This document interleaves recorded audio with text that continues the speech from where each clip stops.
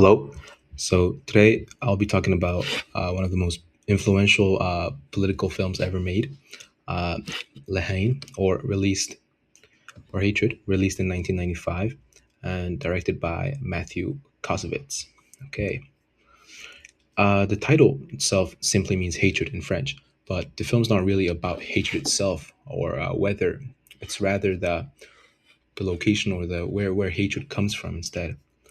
Uh, so through the lives of three young men, which I'll introduce later, living in the banlieues or the suburbs of Paris, Lahane explores police violence, racism, poverty, and social exclusion, and the growing divide between, for example, the working class and the rich.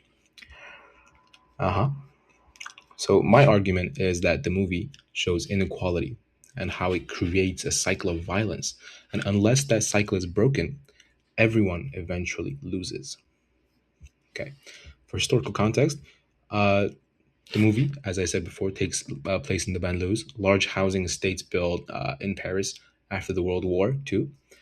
Originally, they symbolize progress and overall improvement of the country after the war.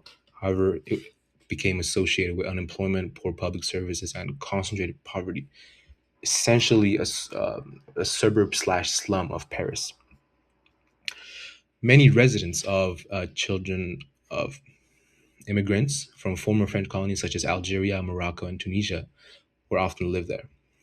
So, although they were legally French citizens, they still received like a sort of discrimination similar to what the native South Africans received during apartheid, but not as severe.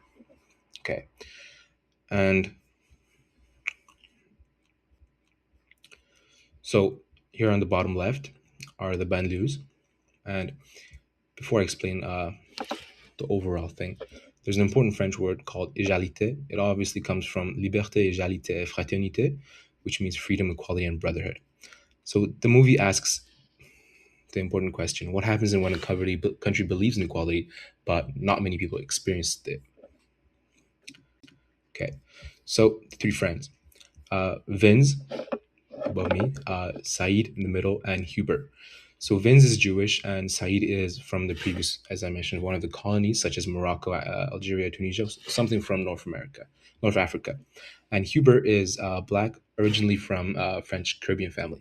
So the diversity is important, but however, it also shows that the minorities living in Paris during these times.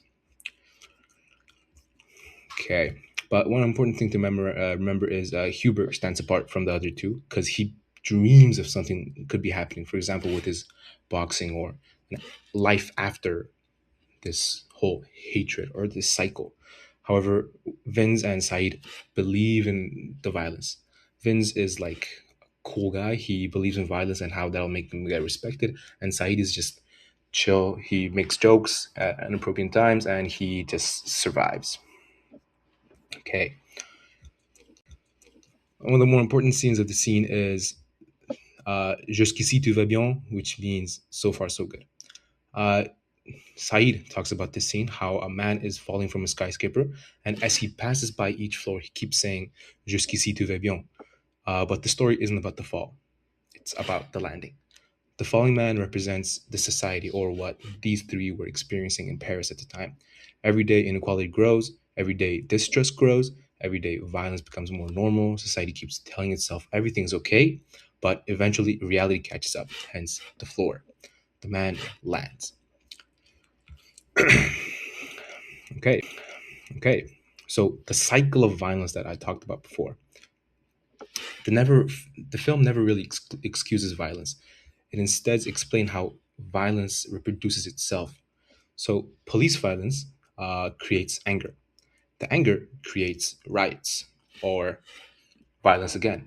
And then that creates distrust because the police violence is back in to control the violence, which creates even more anger. So social people sometimes describe this whole cycle of structural violence uh, as like an institution on how it creates conditions that will make conflict even more likely than to stop it. The movie expresses this really well. Uh, it also suggests that violence isn't simply violence isn't simply a matter of good people versus bad people. It's the empty space, the blank area, and it grows, when trust between citizens and institutions or like the government completely breaks down. So, in that whole sense, the biggest threat isn't like one violent person, but it's the society that stops listening. Okay, okay. And why does this still matter? So, even though the movie, as I said at the bottom right, was introduced 30 years ago, the message is still remarkably relevant. Relevant. Around the world, debates continue about police accountability, discrimination, immigration, inequality. For example, the most recent one being the stabbing of British teenager in England, and for example, George Floyd in the U.S. And in France, the death of, I believe it was a 14-year-old, and then the whole sparkle about that.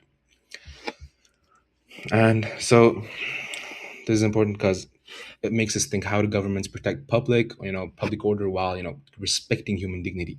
And can democracy succeed if communities feel invisible, like they're not there? And is equality simply a constitutional idea, or must people experience it in everyday life? So the movie doesn't provide easy answers at all to these questions that it makes us think. Instead, it reminds us that peace is not merely the absence of violence. Uh, it's more so, how it requires justice, opportunity, and trust. Otherwise, the hatred just lingers and continues to reproduce itself. Okay, that's it for me. Merci beaucoup.